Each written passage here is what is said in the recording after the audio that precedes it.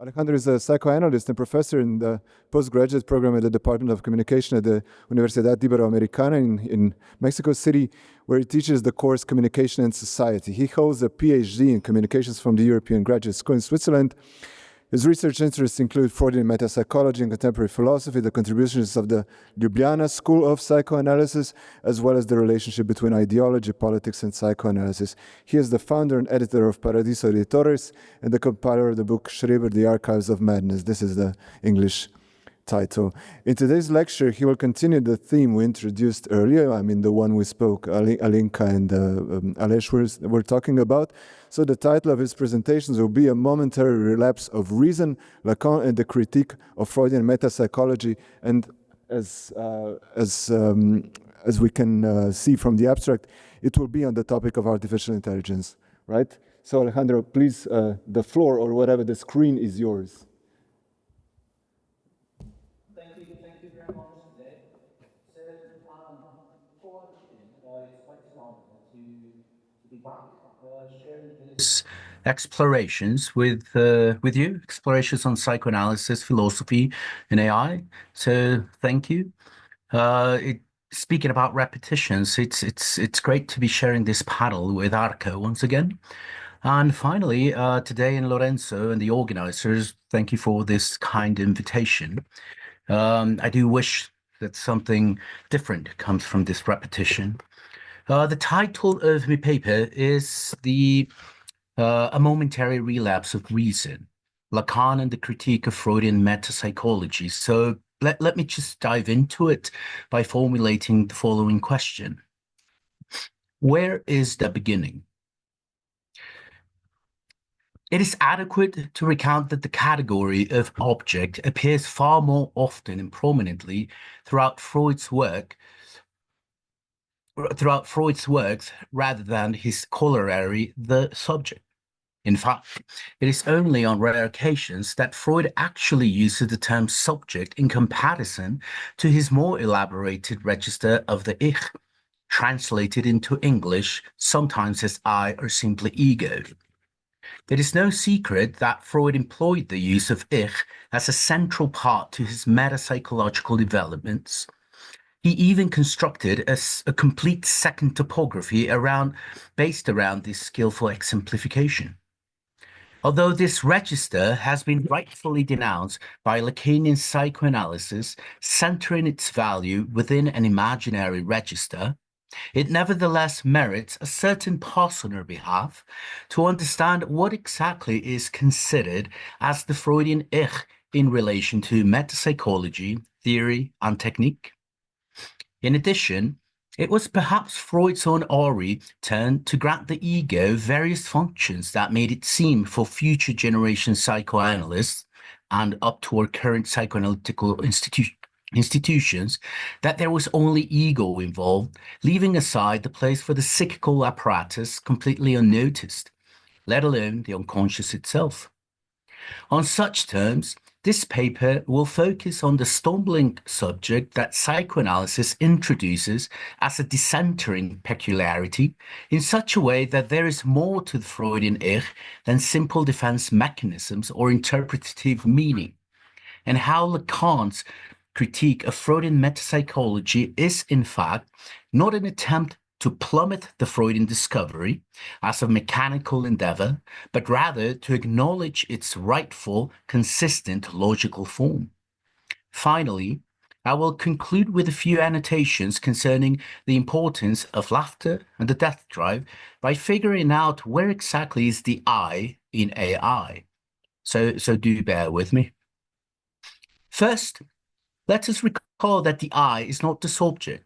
This is basic, let alone it is a place of trickery, an outright fiction. As Mladen Delart's eye-catching article, Cogito as the subject of the unconscious, remarks, Lacan had many ways of placing the ego in relation to his psychoanalytical thinking. At an earlier moment of his theoretical investigations, a period set primarily on the mirror stage, Lacan clearly positions this particular instance within an imaginary blinding, a deception, where the I can be seen as opposed to cogito, in terms of its airs of self-transparency and self-certainty. Right from the start, Lacan has to make a clear distinction between the ego and the subject. Secondly, in the well-accepted example of forced choice, Lacan again argues with both dimensions of the I and the unconscious, where he says, "Where I am, I do not think, and where I think, I am not." If one chooses being, I am, then one loses thinking. But if we were to choose thinking, then we would be bearing of being, or the thought without being. There is something cunning about this claim, as the law likes to comment. Quote, "Is this not a good definition of the unconscious? The place where thinking takes place, but devoid of an I, and where one can never draw the implication, therefore I am." End of quote. The thinking we are involved with is always a thought without an I, but never without a subject. According to Lacan, it is the unconscious that thinks. If cogito can be seen as a subject of the unconscious in proper Lacanian terms, then what place does the I or the ego occupy beyond its imaginary register? In short, the I is relegated to a false being of fantasy, where according to the law, the primary alienation is not the alienation in the other, but the espousal of an imaginary being of an I, sustained by the grammar of the drives. End of quote. This is important to underline, since let us recall that one of the first drives that Freud actually coined was not only the sex drive, which was taken from biology and psychiatric compendiums of his time, but rather it was a form of self-preservation drive, which would later be defined with reference to the Ich-Trieb, ego drives.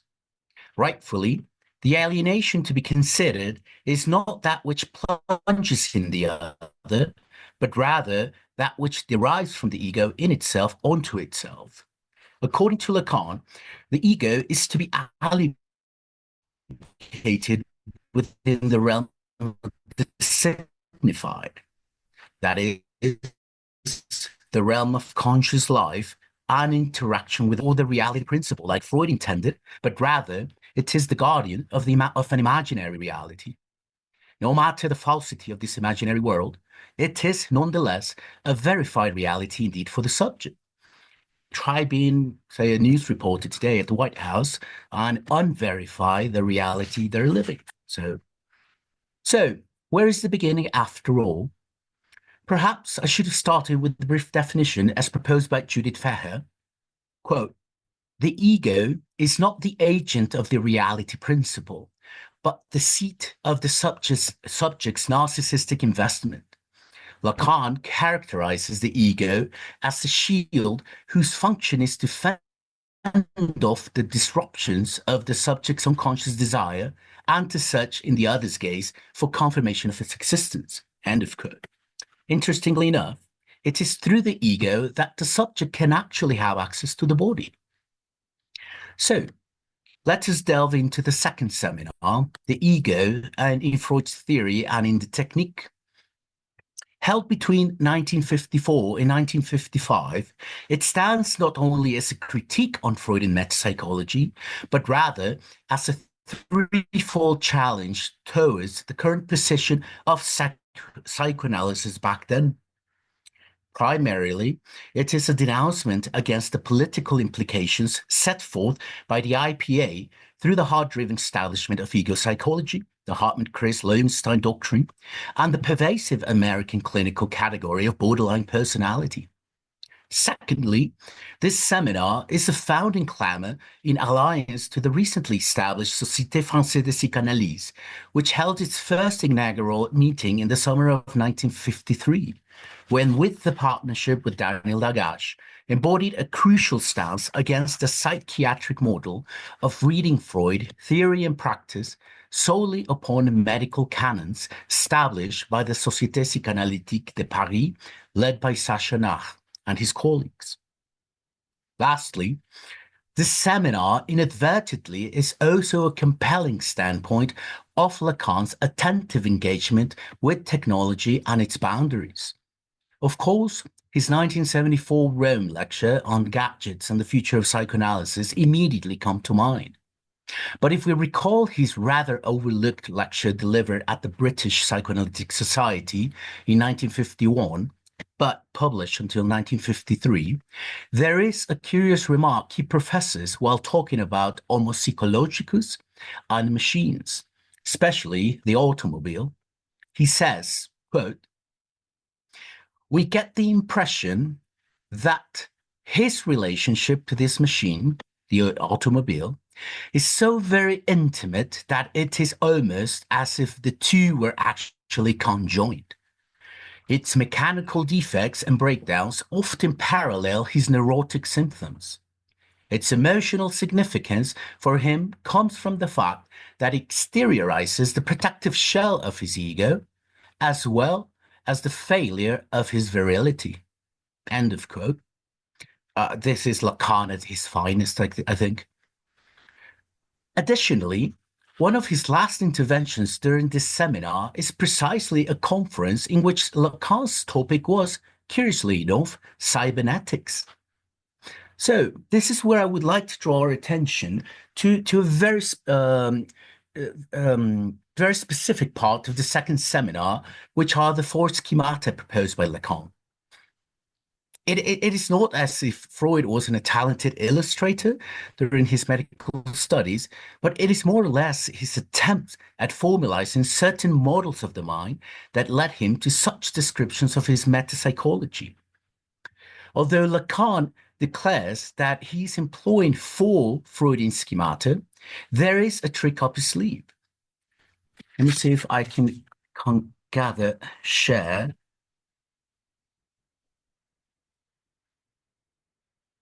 Is this being shared right now? Yes. So you probably know the schematics and what he is doing with them. So I'm just going to run through them. Although Lacan declares that he's employing four Freudian schemata, there is a trick up his sleeve. According to Lacan, the four schemata belong to different periods in Freud's metapsychology. The first one belongs to the project of scientific psychology. The second diagram is the well-known depiction of Freud's first model of the mind shown in the interpretation of dreams. The third illustration is where things get a bit complicated, since it is not a proper Freudian schema, even when Lacan explains that it belongs to the theory of libido. However, the optical schema, or the inverted bouquet diagram borrowed from physics, is a Lacanian construct representing the theory of narcissism in terms of specular image as a model of the ego. The fourth schema, which Lacan alludes to beyond the pleasure principle, is none other than the Lacanian Z-shaped schema. So let me come back to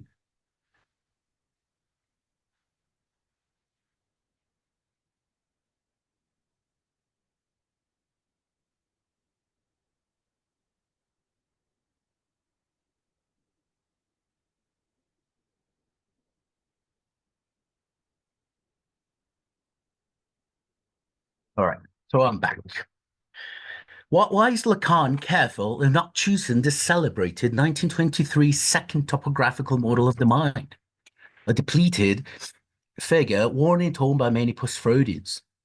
By readjusting Freudian metapsychology in terms of placing the last two schemata with an added emphasis, Lacan is running the risk of only choosing the first topographical model as the sole basis for Freudian metapsychology, and leaving Freud's own clinical assessment leading up to his second topography pushed aside. While the first topography is a model based on hysteria, a representation for understanding sexuality and dream formation, having in Dora the noted case for clinical thought, clinical insights, Freud has as yet to tackle the problem of obsessive neurosis fully. During his first metapsychological period, the Ratman, the Wolfman, Little Hans have yet to make an entry into Freud's clinical examinations, let alone Schreber, who will play a crucial part in the splitting properties of the ego and the adhesive correspondence between the I and the body. In fact, one could even admit that Freud's assessment on obsessive neurosis in linkage with his studies on narcissism and ego drives is what eventually led him to the second topography and the death drive. If the first topography is a model based on hysteria, can the second model be considered cemented on the grounds of the deadening weight of obsessive neurosis? If Lacan sported a present discourse in the form of hysteria, why weren't there further elaborations on the discourse of the obsessive, beyond his stories on the obscene superego, in order to formalize the failures of eros and civilization? These are questions in need for further clinical and political analysis indeed. So, the ego as a mirror reflecting image of the world is what Lacan reviled.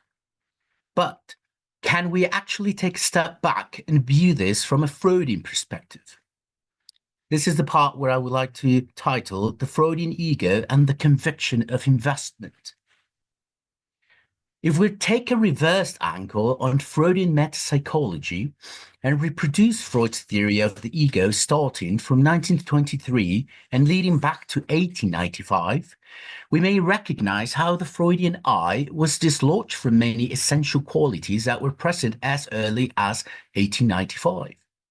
I do believe that Freud took a false step by granting an excessive centrality to the function of the ego in 1923, when he even goes as far as claiming, in a rather abridged way, quote, "The ego represents what may be called reason and common sense, in contrast to the id, which contains the passions," end of quote.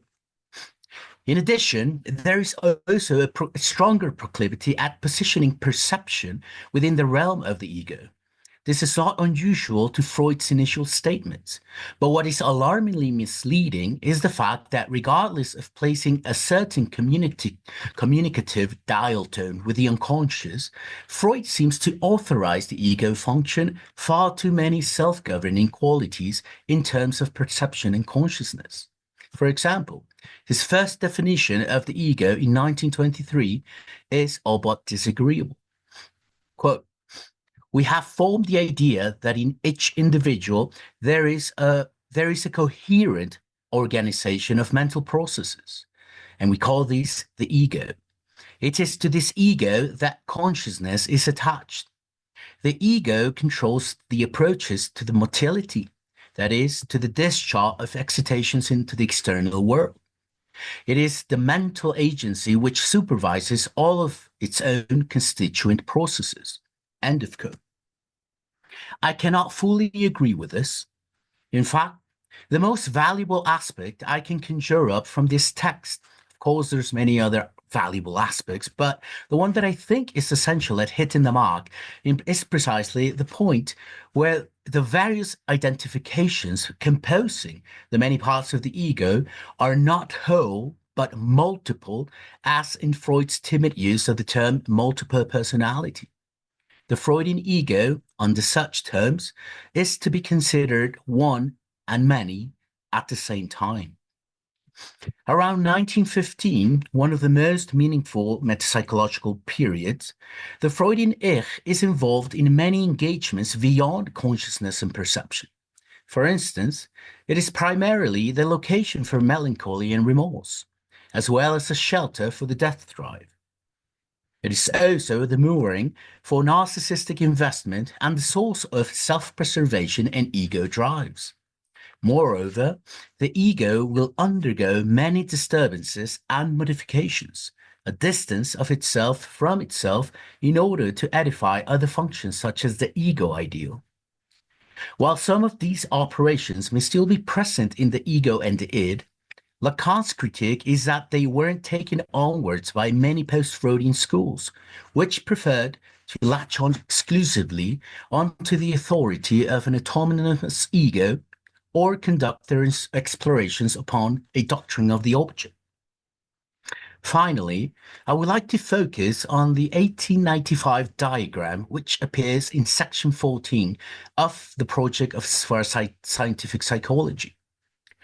Establishing his proposition on the basis of inhibition, that is, inhibition of psychical energy, Freud determines that there is an ego, if there is an ego, it is only on the grounds to a reduction or lessening of the quantity of energy that gets to be deployed into quality elements.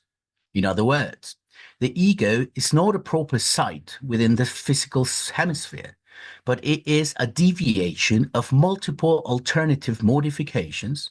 Ergo, it is not to be located anywhere but in between differences. In this text, Freud states the following. I would like to share that diagram.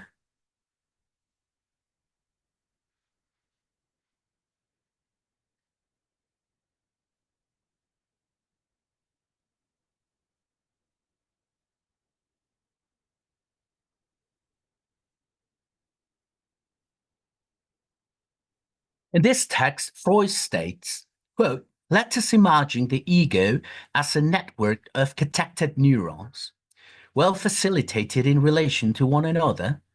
Then suppose a quantity enters neuron A from the outside.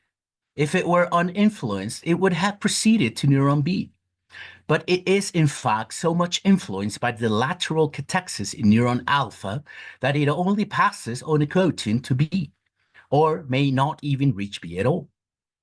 Where, then, an ego exists, it is bound to inhibit psychical processes." End of quote. This is what I consider pivotal about this earlier scheme. The ego is not a centralized warehouse for untethered affects or emotions, but in a certain degree, it is a constant anomaly. Instead of thinking the ego in terms of physicality, it is best to situate it precisely in the perpetual detours and differences such alternate routing implies for the drive. Thus, lateralized investment is another form of thinking. These lateralized investments work in ways where quantity is inhibited but not eradicated. It is slightly lateralized, allowing for inhibited discharges of energy to appear in form of judgment or thought.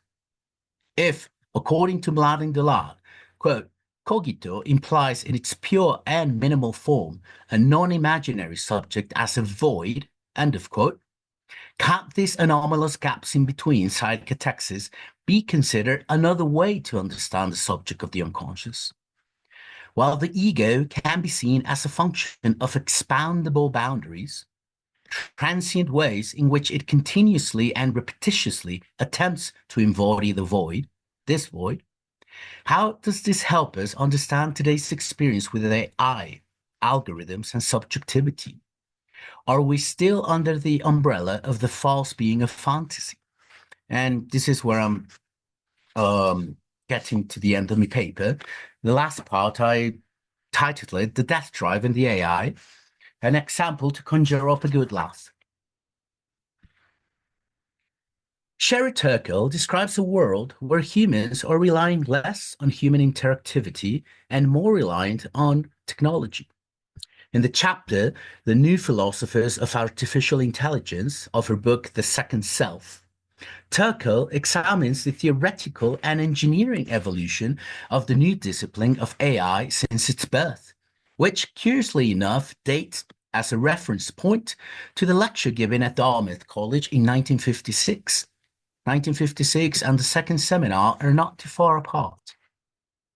The thesis is simple. Establish the construction of AI computers similar to the blueprints of a human mind. In other words, assign AI a proper mind of its own. In a bold statement, Turkle parallels AI theories to psychoanalysis, alluding to their interpretative aims of culture as a whole. She even compares the unconscious in resemblance to programs as prisms of which the core of AI theories evolve. My knowledge of algorithms, how they function, is quite limited. I have to confess. Like Alex told us, I'm still learning about this AI. What does it mean?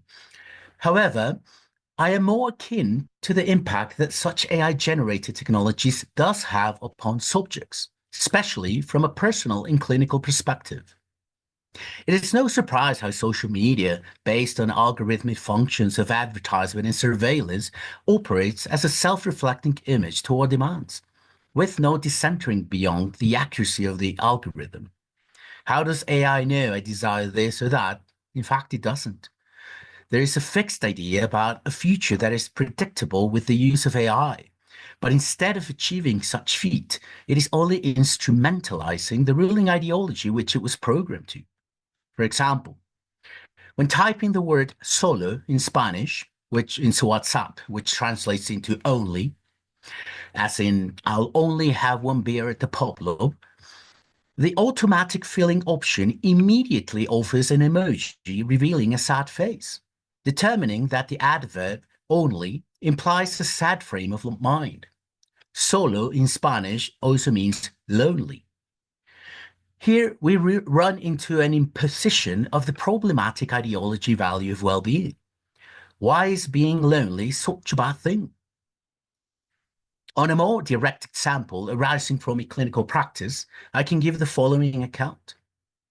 At the end of the interview sessions, when it was time to organize the analytical setting, a 20-year-old centennial interrupted me and told me that he was willing to come every other week, even before I was going to suggest starting once a week.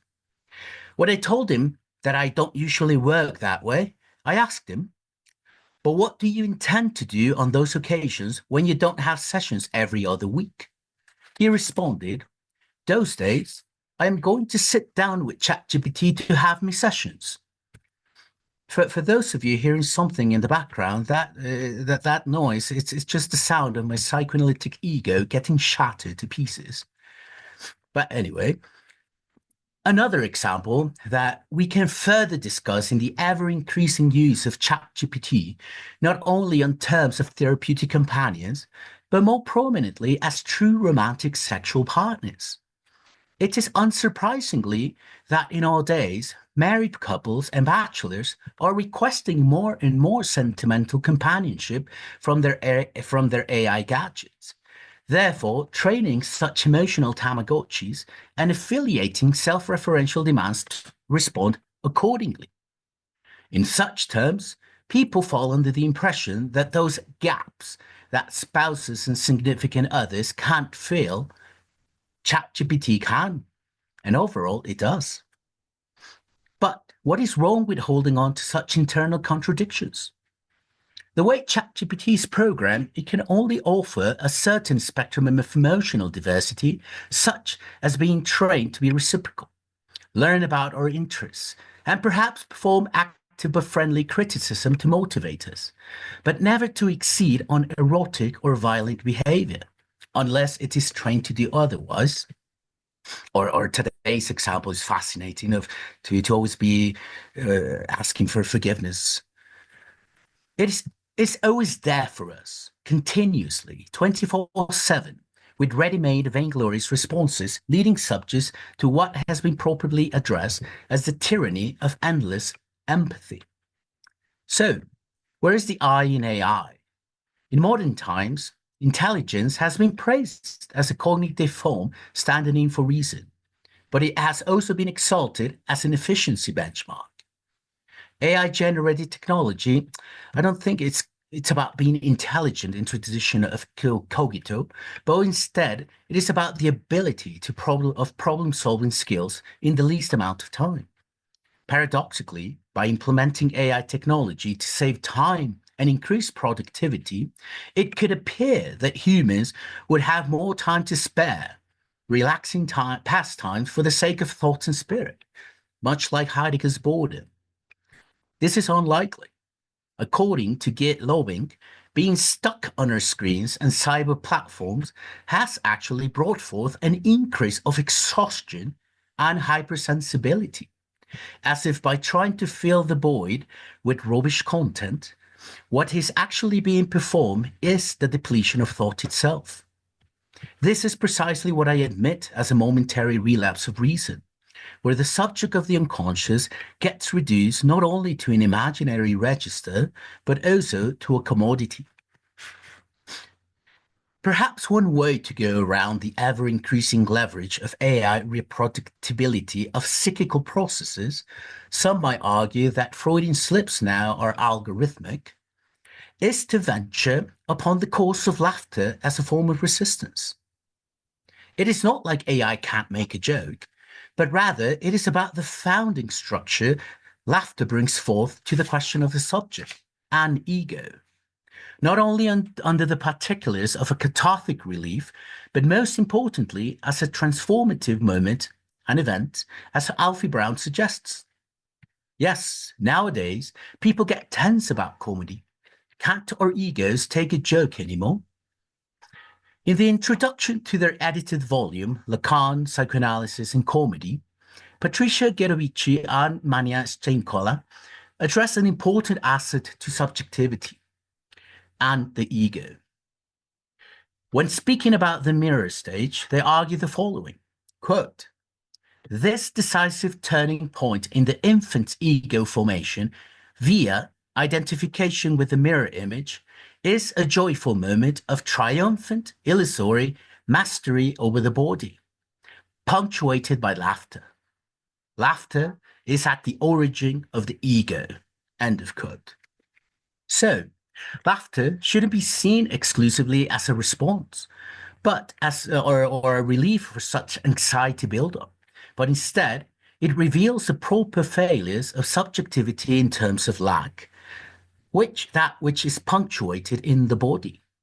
So, to wrap things up, I would like to follow up on a remark made by Lacan just before he opens the section to the Freudian metapsychology during the second seminar. He says, quote, "The human being himself is in part outside life. He partakes of the death drive. Only from there can he engage in the register of life." End of quote.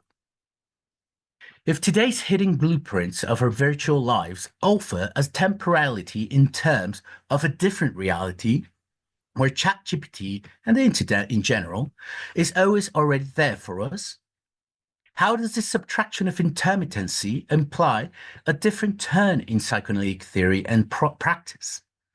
Is the unconscious desire at risk? I don't think so. As it may be, I should have begun my paper perhaps with a proper joke, but that was far too risky. However, I cannot help but recollect one of Freud's most ingenious derisive interventions during one of Austria's most obscure moments under Nazi rule, just as he was leaving Vienna. Before departing, he was asked by the Gestapo authorities to sign a statement where he declares that he was not ill-treated. The statement read, "I can most highly recommend the Gestapo for everyone." Thank you very much.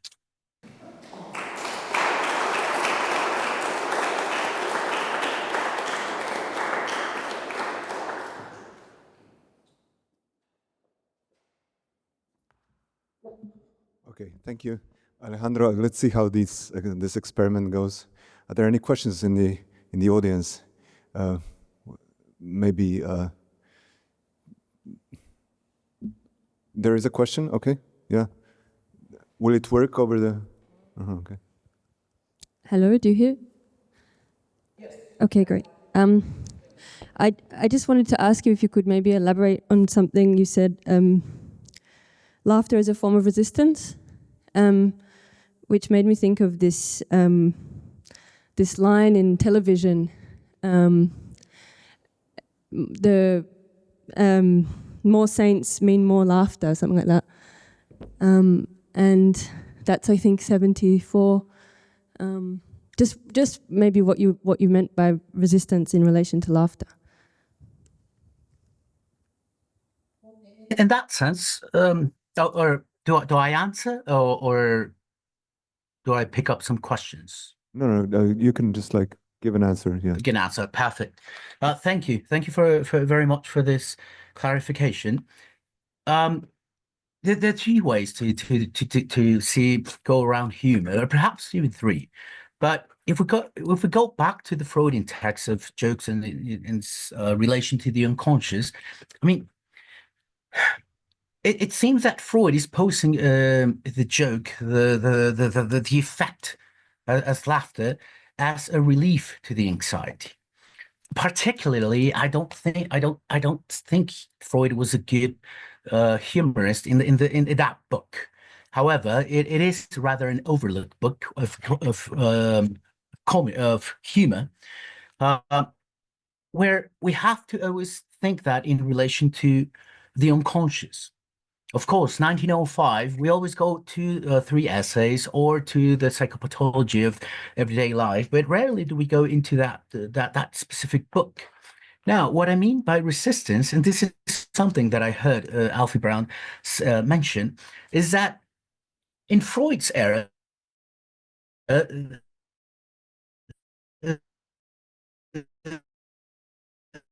uh, he used to be such sort of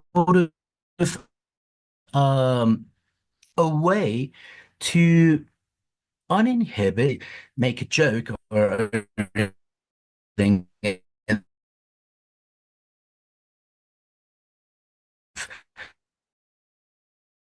but that's what that is conscious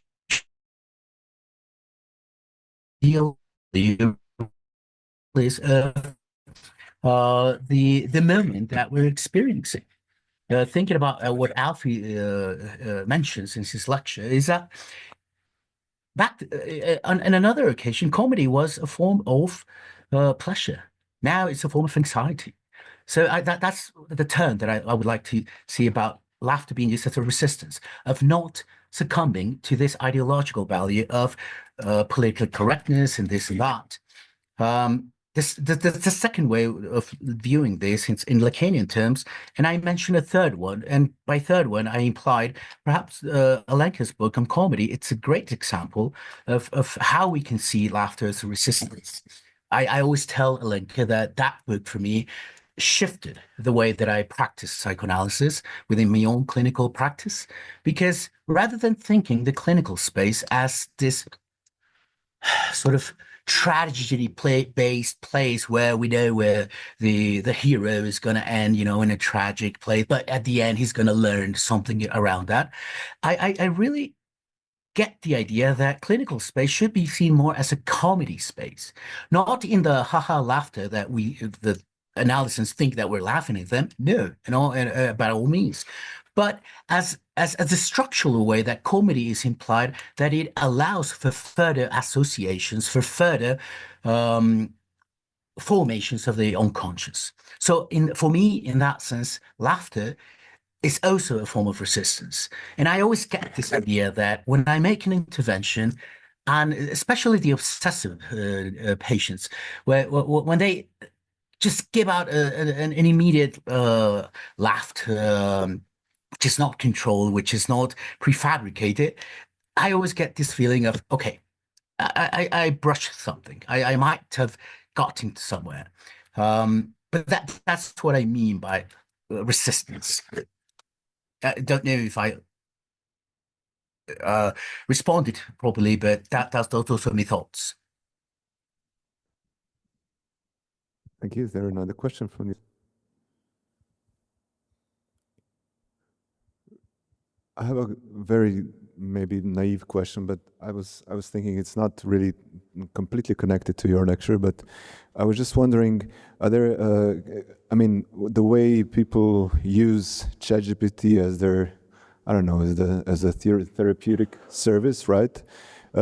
Could you see like any essential differences between like various subjective dispositions and their way of using ChatGPT? So would a hysteric and obsessional use ChatGPT? Of course it would, but in a different way than I don't know, a paranoiac, right?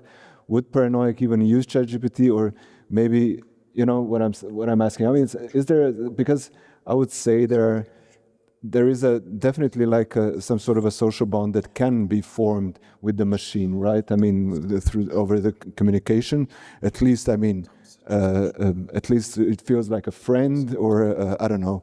I mean, some people maybe go over the edge, but anyways, at least I would say, I mean, that it could help a paranoid in helping in a strange way of helping him construct his or her delusions, right, of grandeur or whatever.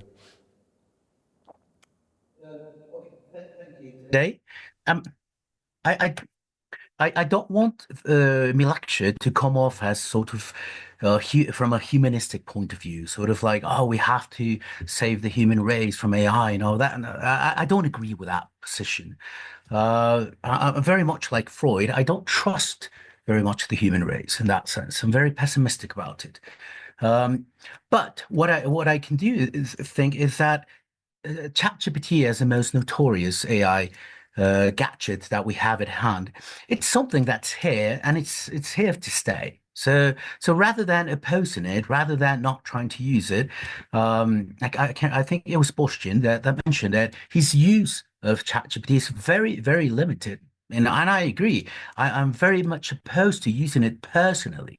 However, when analysts coming and they start telling me all those things that they asked ChatGPT before, I have to listen to that. I have to listen to that because I think we are living in a sort of shift, a paradigm shift for subjectivity, and which is proposing interesting questions for psychoanalysis in practice, but also for in theory.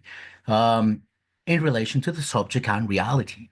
So the example that I gave about this centennial telling me that every other week he'll do ChatGPT sessions, yes, it broke me heart. But I have to listen to that idea that that's getting very common. I don't agree in the sense, and this I would like to jump a bit to Alenka's lecture before, because indeed there is something lacking in that sense. It's very much like the obsessive analysis that they always prepare their session beforehand, and when they come to a session, they say, "Oh, I don't have anything else to say." Those are the best sessions. Those are the best sessions because we can actually start building something out of nothing. So, under such remarks, I mean, if it's being used by a paranoid, by hysteric, I cannot tell. But if they do bring. The other day, an Allison told me he broke up with someone that he was just dating, and immediately he asked ChatGPT about what do you do with a breakup. And the first thing I told him is like, why was there the need for such an immediate response? When it was quite immediately. We had a session that like sort of like the next 2 days. So yes, people are getting more acquainted to this usage of AI technology. We have to work through it, around it. One of the biggest things that I would like to just add or underline is perhaps the usage of AI, perhaps in training, in a psychoanalytic training, because I've heard from different colleagues of how many psychoanalysts who are training go immediately and may ask ChatGPT for a dream interpretation, just much like Alenka's paper, and sometimes that gets back to the analyst as a form of interpretation. I find this problematic in that sense. Some of the interpretations they're great, they're wonderful, but I think it misses the mark of what happens in this space between analyst and analyst. So that those are my thoughts that I can gather. Okay, thank you. We had a question over Zoom. Can you just read, please, out loud? It's from Marco Jenko, the colleague. The question was, would you agree that paradoxically and in the mirror stage, narcissism begets a socializing function? Can you see, Alejandro, can you see this message with you in the chat? In the chat. Would you agree that paradoxically, in the mirror stage, narcissism begets socializing function? Yes. I'm not totally opposed to the mirror stage in that sense, and definitely not to narcissism. Sometimes narcissism is just seen as this sort of like as this idea of the subject being praised and being that's not the narcissism that I like that I like thinking. It's rather more on a Freudian term of narcissism implied in two ways. One, in ways that it exteriorizes a relation to the other, and to the body itself. So on the touch terms, yes, I would agree in that sense. However, the question that I would pose is that if in today's sort of social media algorithmic things that we're getting involved, are we getting more sort of inflation and egos rather than subjects, for that matter? And this I do find problematic, just to try to figure out what sort of bonding is involved in today's use of technology. Okay, thank you. Alejandro, thank you for your lecture once again. Can we have like another round of applause?